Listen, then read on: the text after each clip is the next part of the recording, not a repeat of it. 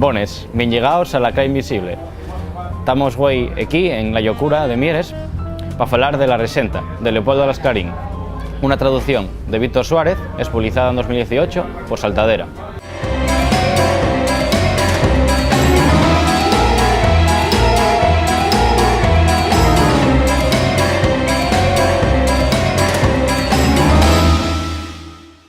Víctor Suárez ye maestro, activista, escritor y traductor.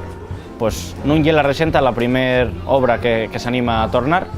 También hizo algún acercamiento al Club de la Llucha, del que tienen asolellados algunos capítulos en Yetas Asturianes, o de la propia escuela de doblas, fue el que hizo la torna de Ocean's 11.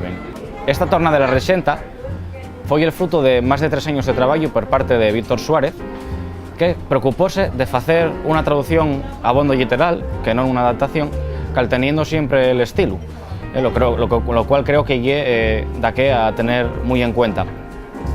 Como una crítica sí que he hecho en falta pues notes que justifiquen algunas decisiones o un prólogo que creo que podría ser bien interesante de lo que lo motivó a hacer esta gran xera, que por otro lado creo que es bien valoratible. En este senso sí que me parece interesante falar, ¿no?, de la necesidad o no de tornar clásicos castellanos al asturiano. De eso vamos a falar en otro programa, Laura Marcos y yo. Una parte que me prestó de esta torna fueron los diálogos, que creo que están bien logrados y que además pueden dar cuenta de lo que bien podría ser la realidad del siglo XIX nubieu, que estaría más cercano al asturiano seguramente de lo que al castellano, ¿no?, como podremos imaginarnos.